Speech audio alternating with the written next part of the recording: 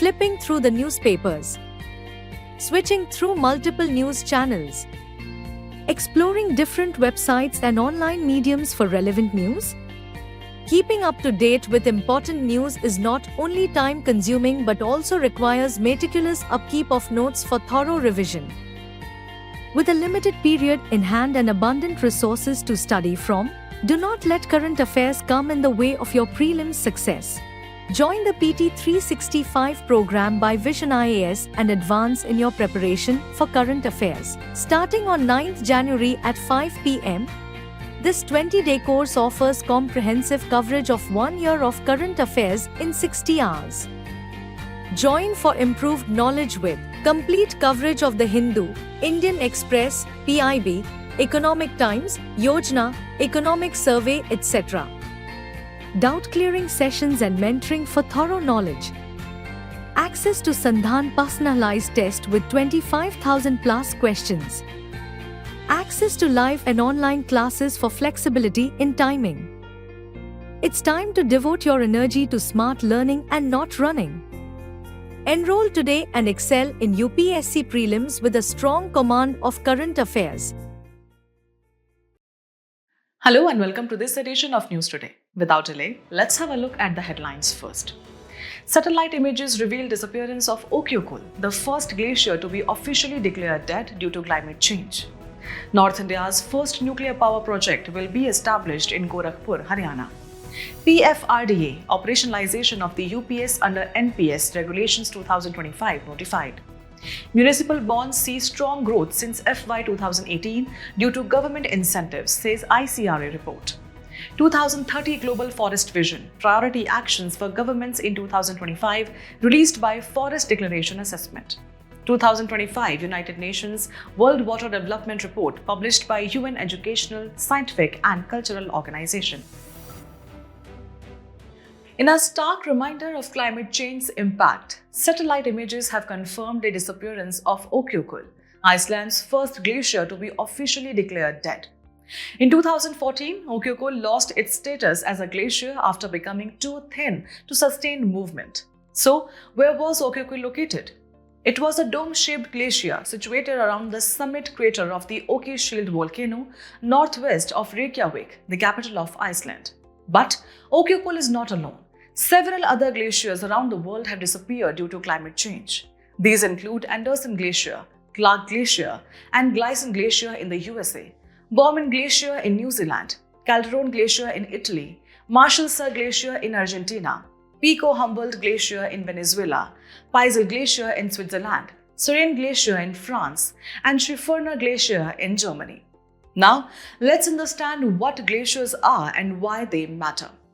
A glacier is a large perennial accumulation of snow and ice that slowly moves under the influence of gravity.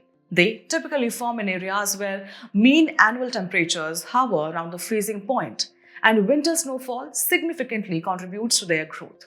But glaciers are not just massive ice formations. They play a crucial role in our environment. They act as reservoirs of fresh water, storing nearly 3/4 of Earth's fresh water. They also support food systems by feeding irrigation channels and enriching soil for agriculture. Additionally, glacial melt provides vital nutrients to aquatic ecosystems, sustaining biodiversity. However, as glaciers continue to melt due to climate change, the consequences are alarming. The melting of glaciers threatens freshwater supplies, ecosystems, and agriculture. The risk of glacial lake outburst floods, or GLOFs, and avalanches is rising. Coastal erosion, habitat destruction, and biodiversity loss are accelerating due to rising sea levels. Reduced eye cover lowers Earth's reflectivity, intensifying global warming. To combat this crisis, several initiatives have been launched at both global and national levels. Globally, the UN has designated 2025 as the International Year of Glaciers Preservation. Additionally, UNESCO's Intergovernmental Hydrological Program focuses on glacier conservation. In India, efforts include the Network Program on the Himalayan Cryosphere, the Center for Cryosphere and Climate Change Studies, and the Himansh Research Station. The disappearance of Okyokul is a wake-up call. The need for immediate climate action is more urgent than ever. Moving on, North India's first nuclear power project is set to be established in Gorakhpur, Haryana. This ambitious project consists of two twin units, each equipped with a pressurized heavy water reactor or PHWR, bringing the total capacity to 2,800 megawatts. Moving on, let's take a closer look at what makes a PHWR unique. It uses heavy water, scientifically known as D2O, both as a coolant and a moderator, with natural uranium serving as the fuel. What's special about heavy water? It contains deuterium, a form of hydrogen that's heavier than the regular kind. This makes it highly effective at slowing down neutrons while having a low chance of absorbing them, a crucial factor for sustaining nuclear reactions. Now, let's trace back to how India's PHWR journey began. It all started in the 1960s with Indo-Canadian Nuclear Corporation, leading to the construction of the first 220-megawatt reactor at Rajasthan Atomic Power Station known as RAPS-1. However, after the 1974 Pokhran-1 nuclear test, Canada withdrew its support. This pivotal movement pushed India to develop and standardize its own 220-megawatt PHWR design, a true milestone in indigenous nuclear technology. India's three-stage nuclear program, envisioned by Dr. Homi Bhabha, is designed to match the country's limited uranium resources by transitioning through three interconnected stages. Stage 1 starts with pressurized heavy water reactors or PHWR fueled by natural uranium, producing electricity and generating plutonium as a byproduct. This stage operates at a capacity of 10 gigawatt electrical over 40 years. In Stage 2, this plutonium mixed with natural uranium powers fast breeder reactors, which also convert thorium into uranium-233, a key ingredient for the next phase. This stage targets 500 gigawatt electrical over 100 years. Finally, Stage 3 relies on reactors fueled by uranium-233 derived from thorium, which undergoes a transformation to sustain the process. This stage aims for 500 gigawatt electrical over 350 years, completing the cycle with a sustainable, self-sufficient nuclear energy system tailored to India's resource profile. Now, speaking of milestones, let's dive into the latest developments in India's nuclear energy landscape. The nuclear energy mission envisions a massive deployment of 100 gigawatt electrical of nuclear energy by 2047. As of now, India has about 8.1 gigawatt of installed capacity. Adding to this momentum, a new uranium deposit has been discovered in the iconic Jadaguda mines, India's oldest uranium mine located in Jharkhand. This discovery could play a key role in ensuring a steady fuel supply for future reactors. And there's more. The first two units of the indigenous 700 megawatts electric PHWR at Kakrapur, Gujarat, KAPS-3 and KAPS-4 have successfully started commercial operations in the financial year 2023-24. Another breakthrough came in 2024 when the country's first prototype fast breeder reactor or PFBR with a capacity of 500 megawatts electric achieved key technical milestones, marking a significant leap in advanced nuclear technology. Finally, let's talk about partnerships. NPCIL and NTPC have joined forces to create Ashwini, a joint venture dedicated to building and operating nuclear plants.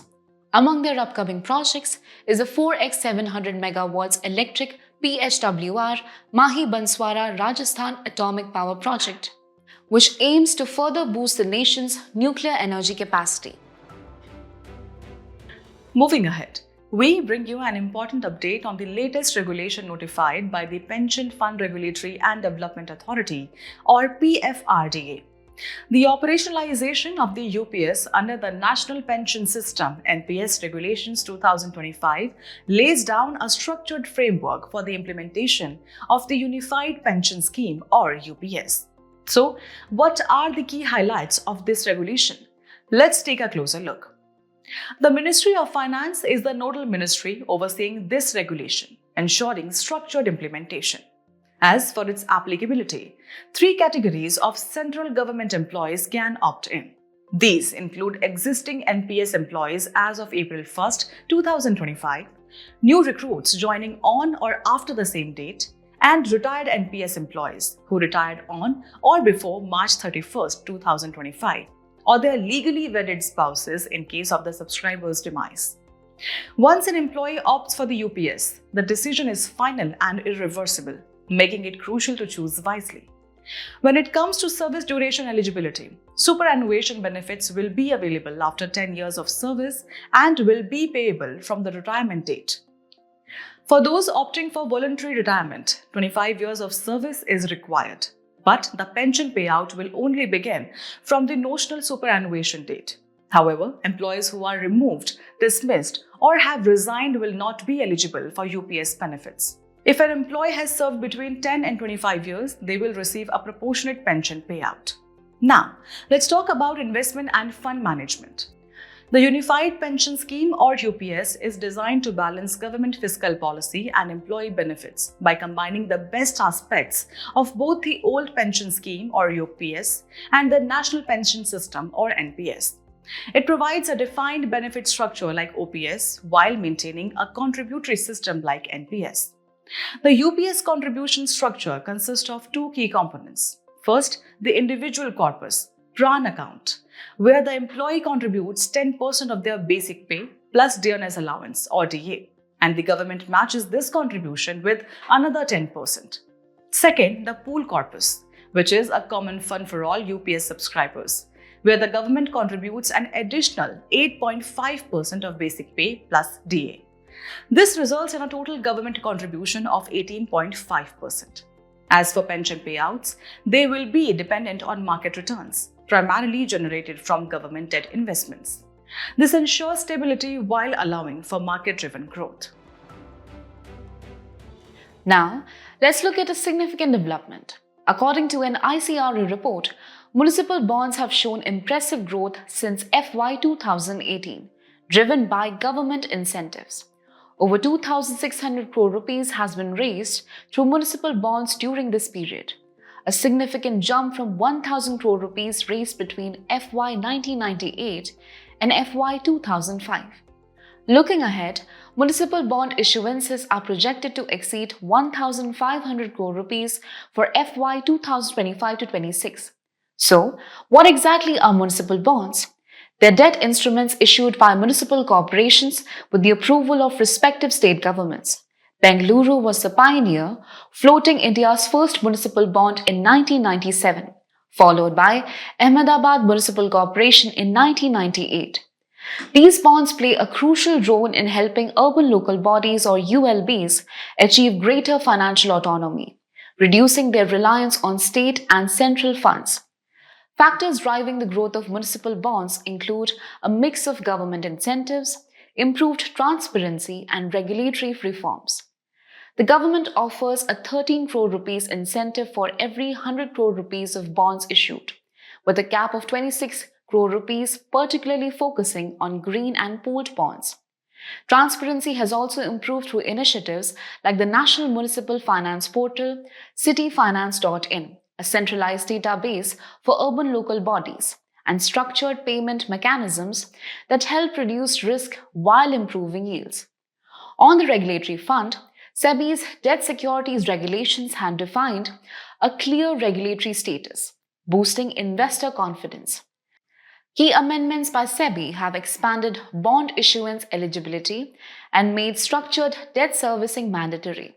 Additionally, a municipal bond database and repository has been introduced, and the face value of bonds has been reduced from 1 lakh rupees to 10,000 rupees to encourage more retail investors. Finally, RBI and SEBI have approved foreign portfolio investors, or FPIs, to invest in municipal bonds, opening doors for greater international participation. But despite the growth, challenges persist. Grant dependency remains a major hurdle, with ULBs relying on state grants for around 38% of their revenue, according to an RBI report.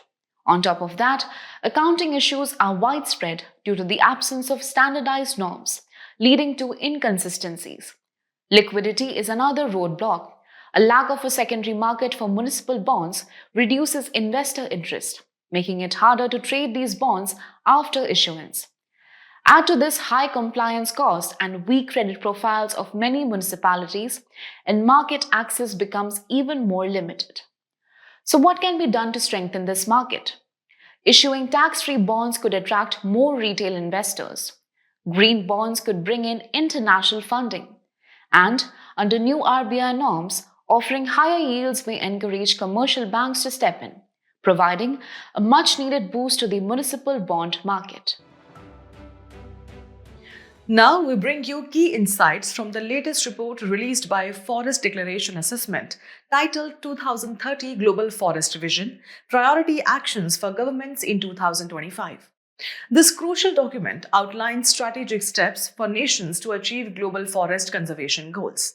But before we dive into the 8 priority actions, let's first understand the organization behind this assessment. The Forest Declaration Assessment, or FDA, was initially established as the New York Declaration on Forest, or NYDF, Progress Assessment in 2015. It is a civil society-led initiative that tracks progress toward the NYDF goals. Now, what exactly is the NYDF? The New York Declaration on Forest, or NYDF, was adopted in 2014 by a coalition of governments, companies, indigenous communities, and NGOs. It was officially endorsed at the 2014 Climate Summit. However, it is important to note that the NYDF remains voluntary and consists of 10 goals. India has not yet endorsed it. Now, let's take a look at the 8 priority actions outlined in the 2030 Global Forest Vision. First, ambition. Governments are urged to integrate forest goals into national climate and biodiversity strategies and ensure these objectives are reflected in the outcomes of the UNFCCC COP30. Second, trade. A collaborative effort is needed to promote trade that is legal and free from deforestation, conversion, and degradation. Third, finance. Scaling up financial support is crucial. The Forest and Climate Leaders Statement on Forest Carbon Results-Based Payments and Credits, adopted in 2024, emphasizes this need. Fourth, rights. Protecting the land rights of the indigenous peoples, or IPs, and local communities, or LCs, is a key priority. Fifth, supervision. Governments and financial regulators must ensure that financial institutions assess, manage, and mitigate forest-related risk effectively. Sixth, subsidies. Harmful subsidies should be redirected towards sustainable food systems, bioeconomy transition, and responsible forest management. Seventh, governance. Strengthening governance in the land use sector is essential to align national policies with global commitments. And finally, debt. Fiscal flexibility should be increased in multilateral development finance by recognizing forests as natural capital assets in countries' debt management. Each of these actions plays a vital role in shaping global forest conservation efforts. As governments prepare for 2025, the implementation of these measures will determine the success of global commitments towards sustainable forest and climate action. Moving ahead, the 2025 United Nations World Water Development Report, published by UN Educational, Scientific and Cultural Organization, or UNESCO, highlights the critical role of mountains and alpine glaciers, often called water towers, in supporting ecosystems, economies, and societies. Let's dive into the details. Forests cover approximately 40% of the global mountain area. As elevation increases, these forests give way to grasslands and alpine tundra, creating a diverse and essential environment. But mountains are more than just a scenic view. They are vital for water regulation. Astonishingly, 2/3 of the world's irrigated agriculture relies on runoff from mountains. And it doesn't stop there. Mountain soils with permafrost store around 66 petagrams of soil organic carbon, contributing around 4.5% to the global carbon pool. Mountains are also biodiversity powerhouses, hosting 25 of the world's 34 biodiversity hotspots. These regions safeguard high levels of endemic species and preserve critical agricultural and medicinal plant gene pools. However, this essential ecosystem faces growing vulnerabilities. Glacier loss is accelerating, threatening water security. The Andes have already lost 30 to 50% of their glaciers since the 1980s, and projections suggest the Hindu Kush Himalayas could lose up to 50% of their glaciers by 2100. A lesser known but equally troubling phenomenon is watermelon snow, or glacier blood. Red algae blooms lower surface albedo and accelerate snow melt. Urbanization adds further pressure, altering the hydrological cycle, leading to overexploitation of resources and disturbing the ecological balance, which amplifies disasters. On top of that, atmospheric pollution carried over long distances leaves its mark on mountain ice cores and lake sediments, with rising black carbon levels posing a severe threat. Let's now focus on the Hindu Kush Himalayas, the world's largest and highest alpine ecosystem, averaging 4,000 meters above sea level and spanning an impressive 5 million square kilometers. This region contains 100,000 square kilometers of glaciers, the largest reserve of snow and ice outside the Arctic and Antarctic. It feeds more than 12,000 lakes and supports over 10 major river systems, serving as a critical water resource for millions of people. Together with the Tibetan Plateau, Pamir, Hengduan, Tian Shan, and Kilian Mountains, the Hindu Kush Himalayas form what's known as the third pole or the water tower of Asia, spanning 5 million square kilometers, an irreplaceable lifeline for the region's water security. In today's Place in News, we turn our focus to Suriname with its capital Paramaribo. India has sent $1 million worth of machinery to Suriname to boost the country's passion fruit industry. This move strengthens the ties between the two nations, especially given that the Indian diaspora constitutes over 27% of Suriname's population. Now, let's take a closer look at Suriname itself. Politically, it is the smallest country in South America, sharing borders with French Guiana to the east, Brazil to the south, and Guyana to the west. To the north, it meets the Atlantic Ocean. Geographically, Suriname is home to notable mountain ranges, including the Bakues Mountains and the Van Asch-Manwick Mountains. The highest point in the country is Juliana Top, located in the Wilhelmina Mountains. Major rivers include Suriname River, Moroni River, Currentine River, among others. As we conclude today's main news, let's have a look at some quick updates. Zimbabwean former swimmer Kirsty Coventry has become the first female president of the IOC. The IOC is a not-for-profit, independent body that oversees the Olympic movement. Its headquarters is located in Lausanne, Switzerland, which is known as the Olympic capital. Unified Logistics Interface Platform, or ULIP, has achieved a major milestone by recording over 100 crore application programming interface or API transactions. Launched under the National Logistics Policy in 2022, ULIP aims to create an integrated, efficient and technology-enabled logistics sector. The Forest Declaration Assessment Special Report, Transforming Forest Finance, highlighted that REDD Plus has not delivered the scale of forest finance needed. REDD Plus is a climate change mitigation solution developed by the UNFCCC parties under the Warsaw Framework of 2030. The Ministry of Culture implements a central sector scheme, Financial Assistance, for the promotion of art and culture, which aims to provide financial assistance to eligible cultural organizations working in the field of art and culture across the country. The scheme comprises various components, including financial assistance to cultural organizations with national presence.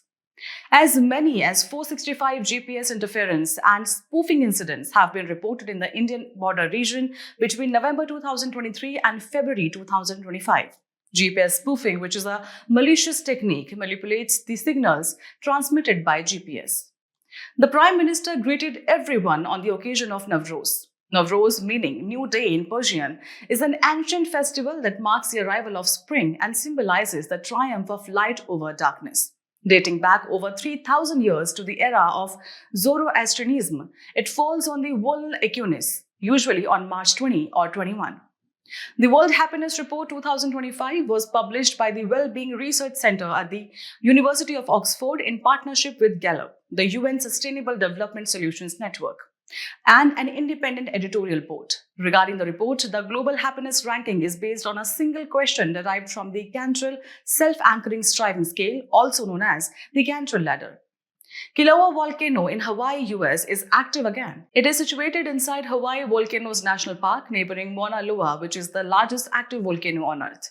Both Mauna Loa and Kilauea are among the most active shield volcanoes on the planet.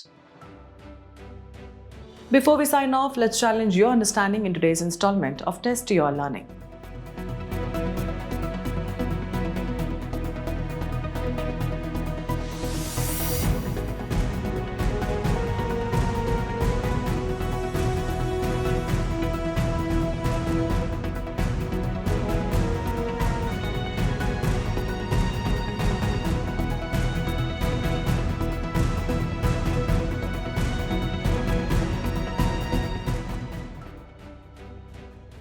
Thank you for joining us. We hope you found this episode of News Today engaging. For the solutions to the quiz and to access the PDF version of News Today, remember to visit the provided links in the description below.